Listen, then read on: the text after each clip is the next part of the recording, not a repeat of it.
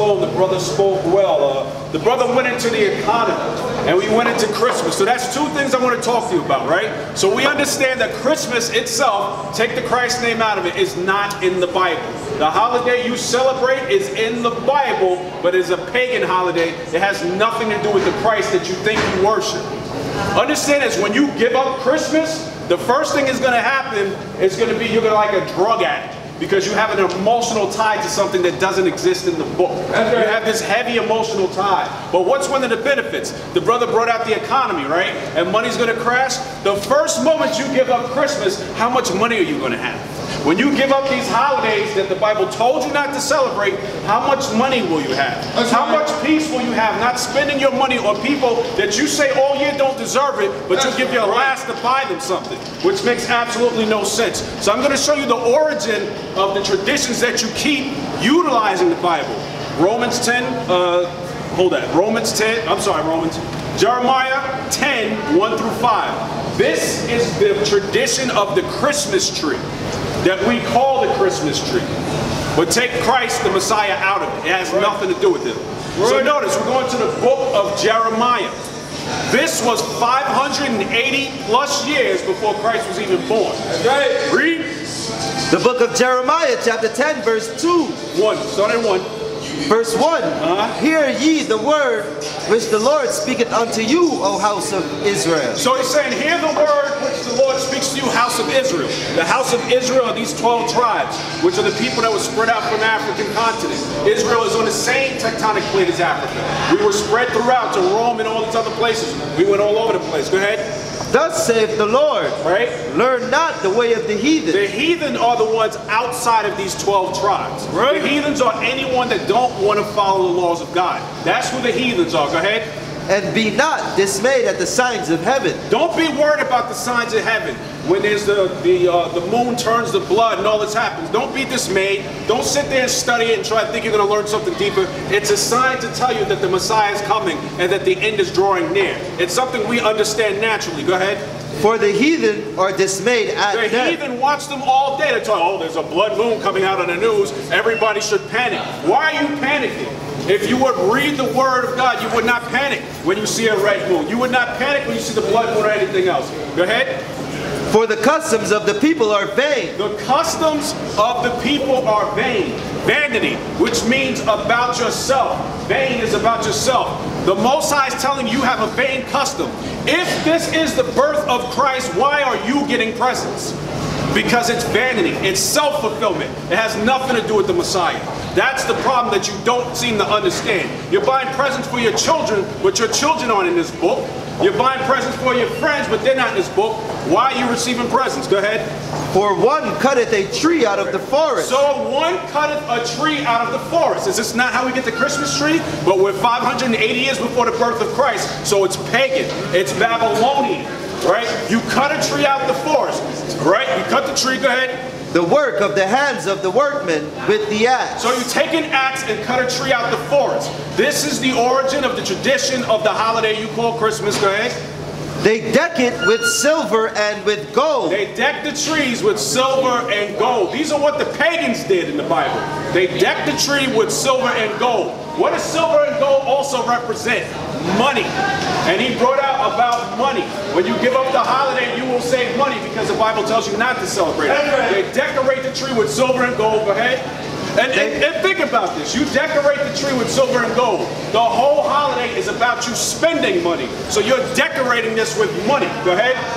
They fasten it with nails and with hammers that it move not. So you have a tree stand today, but at one point in time they fastened it with nails so the tree wouldn't fall over. This is what the Bible's describing. It's not describing Christmas in a good way. It's describing a pagan holiday that you shouldn't celebrate. Go ahead. They are upright as the palm tree. So the tree standing, go ahead. But speak not. The tree can't speak. So in that pagan holiday, they worship the trees. They made that tree a god. The present is to the tree which you bow down and place before it. And you walk away. That is the worship of that tree. Go ahead. they must needs be born. They must needs be born, meaning the tree can't move. You have to bring it to life. You have to cut the tree out the forest and bring it to the house and decorate it and make it something that it's not, which is a living, breathing God. It has no power. Go ahead. Because they cannot go. The tree can't move on its own. Go ahead. Be not afraid of them. Don't be afraid of them. The pagans at that time were even afraid of the tree. That's why they brought it gifts, so that it could hope suffice their wishes. That's right. But you turn that into a holiday. I won't even say you did it, but those who enslaved you told you that was a holiday that was in the Bible, and I am reading it to you. It is a holiday in the Bible, but it's a pagan holiday. Right? 500 plus 80 years before Christ was even around. So how is it Christmas if Christ ain't in it? It doesn't make sense. What else you got? Go ahead. For they cannot do evil, neither also is it in them to do good. So they can't do anything, right? So the Bible says what? The God in the Bible says what? Don't idol worship, right? Could you give me Deuteronomy 7 and 26? Don't idol worship, right? Idols are an abomination to the God of the Bible, right? So what does he say about abominations? We recognize that we had to cut that tree down. We had to decorate it. We had to bring it into our homes, right? Idols are an abomination. Keep that in mind. Deuteronomy 7 and 26. The book of Deuteronomy chapter 7 verse 26. Neither shalt thou bring an abomination into thine house. Read that again and read it loud. Neither shalt thou bring an abomination into thine house. Neither shall you bring an abomination into your house. You went out to buy the tree, which he said was pagan, and neither shall you bring the abomination into your house. Go ahead. Lest thou be a cursed thing like it. So you will be cursed like it when you bring the tree into your home. Go ahead. But thou shalt utterly detest it. But you should be disgusted at the tree. You shouldn't want it. Go ahead. And thou shalt utterly abhor it. And you should hate it. That's what abhor means, to hate. Go ahead. For it is a cursed thing. For it is a cursed thing. You're bringing a curse into your home and spreading it to your families. Now you might ask, really? Because we have fun, my aunt comes over, the kids are happy or whatever, but you don't realize that you're moving further from the God in the Bible. He instructed you not to do it. So that's a curse in itself. That happiness you think you feel is actually a curse, but it feels good, just like drugs do. But at some point it's going to wear off. And that's when the Messiah returns to tell you, that has nothing to do with me. I'm going to kill you for that. Read verse 25. There's a point I want to bring out. The graven images of their gods. The graven images of their gods. So we just realized that's a pagan tree that you bring gifts to like the gods. Go ahead. Shall ye burn with fire. The pagan images of their gods shall ye burn with fire. Have we not noticed over the years how many homes burned down with the Christmas tree? Yes, you think that's a coincidence? Bring it up. That's the God of the Bible. Because you brought an image in your home and you related it to his son. Which is an abomination in itself. Have you noticed the Rockefeller tree fell over for the first time? There was a tree in another state that just fell over. Why? Because this is the end. The winds are coming. The wind of change is coming. So all these idols are falling down. Even Trump, who I don't care about, wanted to take down statues. And people were so heartbroken. Oh my God, don't take down the Martin Luther King statue. Really? The God of the Bible told you not to idol worship, so now you're worshiping Martin Luther King over Christ in the Bible. So that had to come down also. Everything has to come down. Put no emotional attachment on anything outside of this book unless it's your family member and the way he instructed you on how to take care of it. Good? Read this Wisdom of Solomon, 14 and verse, I got you right here. 14 and verse 13. You got it? Oh yeah. So now we're going to read something in the Wisdom of Solomon, who was one of the wisest men in the world, right? Who was endowed with that knowledge, who was the son of the Most High, right? We're going to read something from him. So again, this holiday called Christmas, the tradition itself is in the Bible. Christ is not related to it. It has nothing to do with him. So when you go to a mass, mass means a number and death. So you're celebrating Christ's death, but then you're saying it's his birthday, which makes absolutely no sense. There's no point in this Bible that mentions his birthday. There's no point Christ celebrates his birthday in the Bible. The only birthday celebrated in the Bible was H.O.D.C and the Pharaoh which trapped the Israelites. So when you take on your birthday, you are now emulating them and not the God of the Bible. I'm not saying don't wish well to the person, but I'm telling you where your traditions came from. Go ahead, you got that Wisdom of Solomon? Start at 14 and 13. Chapter 14, verse 13. Yeah, 14 and 13. So the book of Wisdom of Solomon, chapter 14, verse 13. Go ahead. For neither were they from the beginning, neither shall they be forever. 12. Right. 12? 9 or 12. Okay. Verse 12, for the devising of idols was the beginning of spiritual fornication. So the devising of idols was the beginning of spiritual fornication. So now you fornicated on the Most High, right? Because the Most High in Christ is what? My people, the Israels, are my wife. Right? And that's when he talked about the marriage. So, thank you. So right? So again, here's Christmas. This is what this man probably looks like. So again, right? So the Israelites, or the people, the followers of the book and the law, are the wife of the Most High, right? So now if your wife goes and worships another man, that's adultery. Right? That's fornication and she sleeps with him. So spiritual fornication, read that again. For the devising of idols was the beginning of spiritual fornication. Because you're worshiping somebody else. So if your wife goes with you and worships another man, that's fornication in one sense, and in spiritual sense, worshiping the idol. Go ahead. And the invention of them, the corruption of life. So the invention of idols corrupted life because it's something outside of our source, who is the powers of the Most High in Christ. Go ahead. For neither were they from the beginning, neither shall they be forever. There were no idols in the beginning. And he's saying in the end there will be none, because he's going to destroy every single thing that's here that stands. Go ahead. That's right. For by the vain glory of men they entered into the world. Again, vain. The vain glory of men. I want to build something. I want my God right here so I can ask him directly what I want and he's going to give it to me. Go ahead. And therefore shall they come shortly to an end. And they shall come to an end. Go ahead. For a father afflicted with untimely mourning. Now, I'm going to split into two different thoughts here. A father inflicted with timely mourning. Right? So now, here's how they relate these things. Here's how they pulled the tradition, got you in emotionally, and got you in religiously. For a father afflicted, right? With what? Read that again. For a father afflicted with untimely mourning. A father afflicted with untimely mourning. So if I'm the enemy, how can I get into your heart? I'm going to make you think of the father, and the father's son died. A father afflicted with timely mourning. However, on the other end, Pope Alexander VI's son died, who's a Caesar Borgia. Right? So a father afflicted with untimely mourning. Go ahead. When he hath made an image of his child, when he made an image of his child. When he made an image of his child, go ahead. Soon taken away. Soon taken away. Now honored him as a god. Now honored him as a god. That's where that image came from. Pope Alexander VI's son, Caesar Borgia, used that image to make this Christ. And why do we say that? How can we prove that? The Christ in the Bible looks nothing like this. There's no description that looks anything like this in the book. This is why there's horns here. This is why there's a tongue sticking out, because this is a devilish image. Why? Because it's against what the book says. In John 7:38, it says, believe on him as the book says. Right. So if this image is not in the book, I can draw a horn, stomp on this, and cut this up all day. And if it hurts your feelings, that's idol worship and spiritual fornication. Right? So go ahead.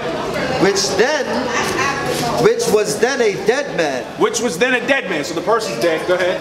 And delivered to those that were under him ceremonies and sacrifices. So now if I'm the Pope and I have this son of mine who's going to be worshipped, the dead man, I deliver unto my subjects ceremonies and sacrifices that they have to make to my son. Now you worship my son, because the Bible tells you worship no other father. You have no other father but me. Your earthly mother and father, yes, but no one outside of them is with me. So this is what this Pope is doing. This is how they're relating Christmas. This is how they're tying in everything together and to get you lost in the world. Go ahead. Thus, in process of time, an ungodly custom growing strong. Notice, in the process of time, we read how the Christmas tree came, an ungodly custom. Go ahead. Was kept as a law. Was kept as a law. Do you know how people look at you if you don't keep Christmas? Right. It was an ungodly custom was kept as a law because we can't find it in it. Go ahead. And graven images were worshipped by the commandments of kings. Tree, the image of Christ, and everything else they put up, Santa Claus. Graven images were worshipped as gods because the kings said to do it. All you got to do to break that spell is read this book. Literally open it and read it. However, you need an instructor to teach you. That's why we're out here. Christ doesn't have to do this job. He sent us out to do it. So we're here to instruct you on what it says and what you're being caught up in, and to bring you back to the laws, statutes, and commandments of this book.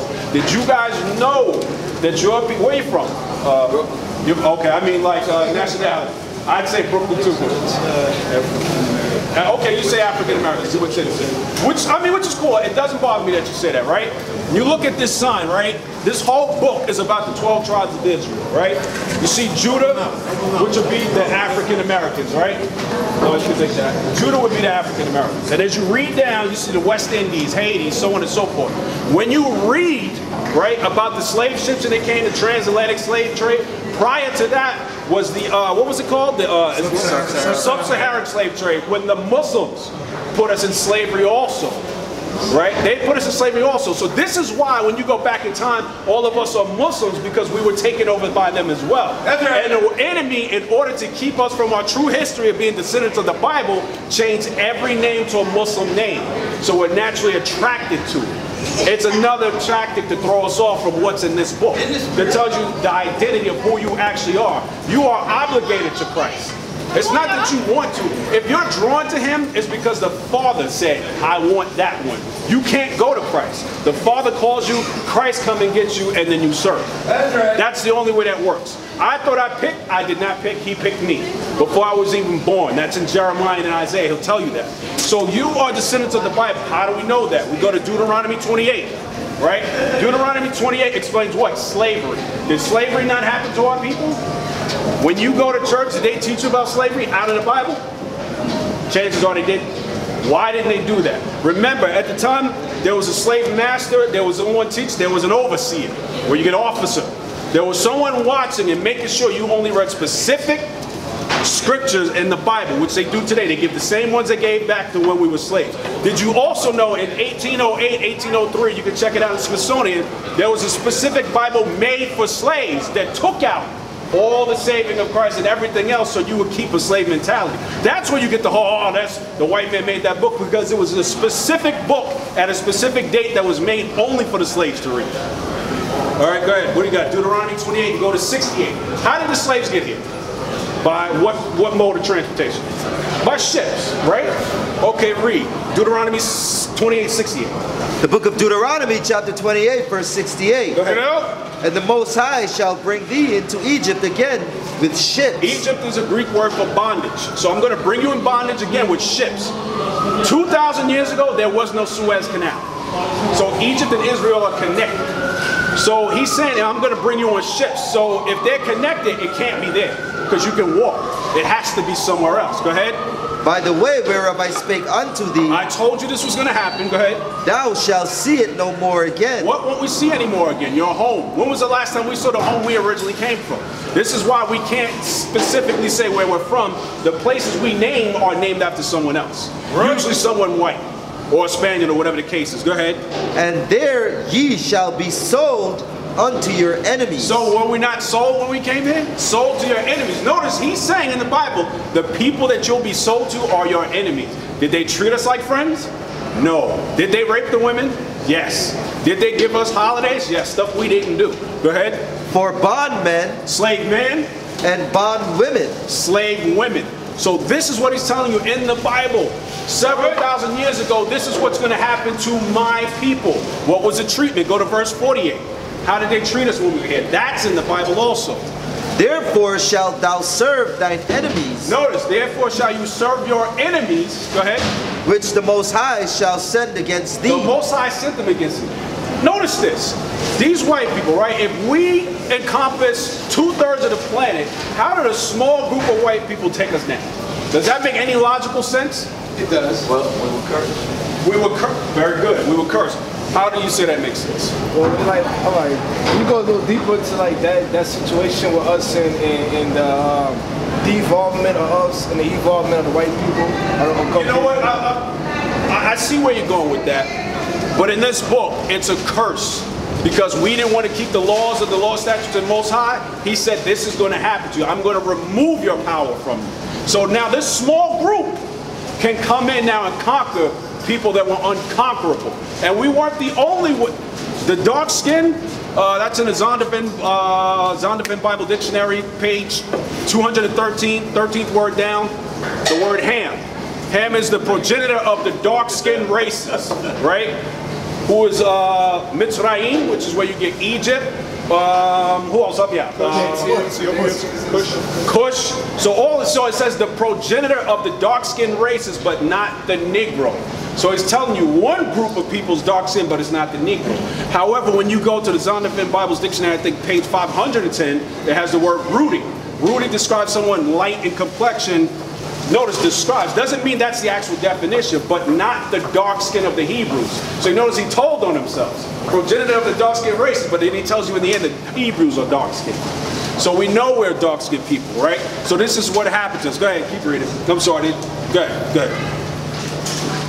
Therefore shalt thou serve thine enemies, which the Most High shall send against thee. Right.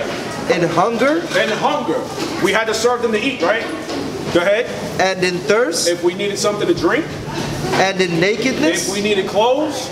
And in want of all things. No matter what we wanted, we had to serve them, because this is the punishment. This is why they have the power. There's not that many of them. But with television and you being in a position of power, you can multiply your image and make you look bigger than you are. This is why they always, America's so great. They have to heighten their image. Because the moment we figured out that that big image of the Wizard of Oz, there's a man behind that curtain, we're going to beat his ass down. Right? That's what the Bible instructs us. Go ahead. You got a question? Right. I do actually. First I want to say, for me, peace be, brothers. For me, I don't need to come for. I don't think you ever come, but we're talking. So go ahead. But I do want to have just a better understanding of like, you know, the system, like. What our system? This is our system, right? We read out. It's not our. We don't give our opinions unless it matches this. Well, man, it's the same thing. Like the white people doing the Jews. Like they all go by the, you know. So they all go by. Are you saying books or all the books are written by men? Yeah. So you ever read? You ever learned anything out of a book that was written by a man? So how is that true? This is true. How?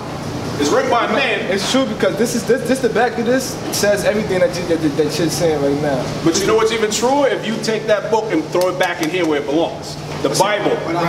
But that's what you learned from, is what you're saying. But do you know what the Bible, like, what's the symbol? Like, do you know what the Bible symbolizes? Do I want to know what the Bible symbolizes? Yeah, like wow, like what was the purpose of the Bible? The purpose of the Bible is to give the law, statutes, and commandments to the children of Israel. To give the history of Israel. To give the history of the descendants of the Israelites who are in America, who are in South America, who are on the west coast of Africa, who are in India, all over the place. We were dispersed everywhere. That's why African people call us the diaspora, because they knew we were spread about. Did you also know that we were enslaved, we were kicked out by African people? We were a different group of people.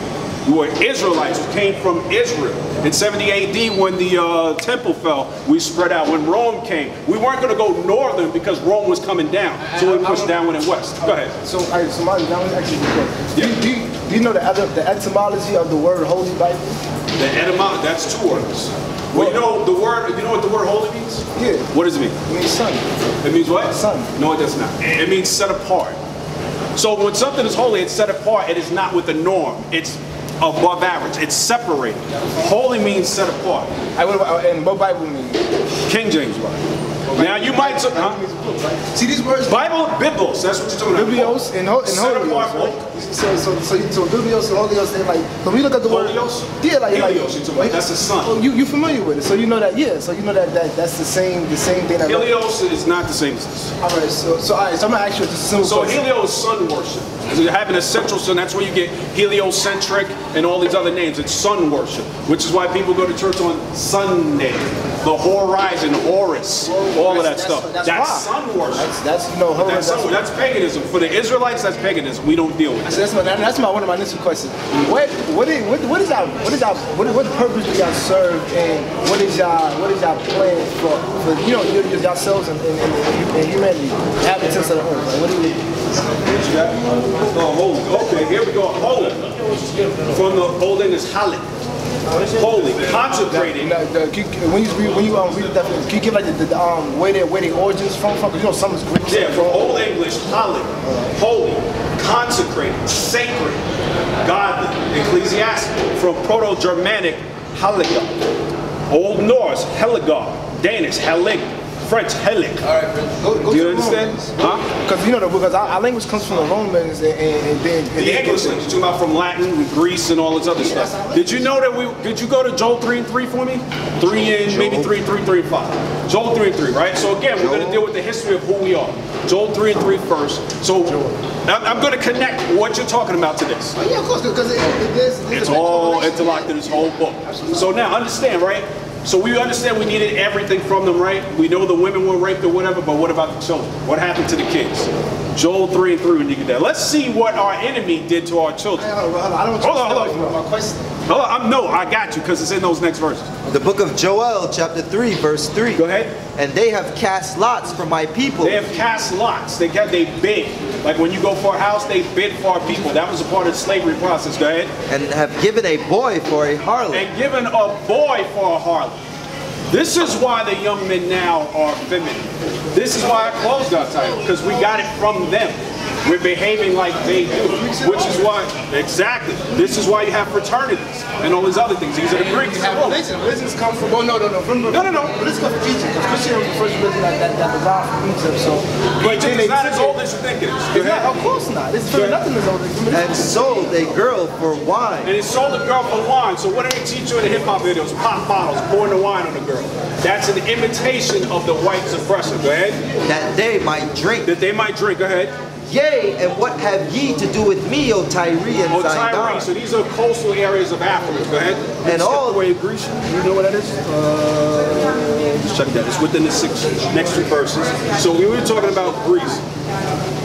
Oh yeah. Go ahead. The children also of Judah. Wait, the children also of Judah, which is the main tribe of Israel, which is where Christ came out, Hebrews 7 and 14, the tribe of Judah, kingly tribe. Hold on, go ahead. And the children of Jerusalem. And the children of Jerusalem, the missing tribes, go ahead. Have ye sold unto the Grecians. You sold us to the Grecians. How we adopted the language. But this is the source of where the information is. Well, see, I mean, that's like scratching the surface on just to understand. That's scratching the surface? Okay, what deepness you got? Deepness is how when you come to metaphysics. Metaphysics is the metaphysics is the science of the book and not the history.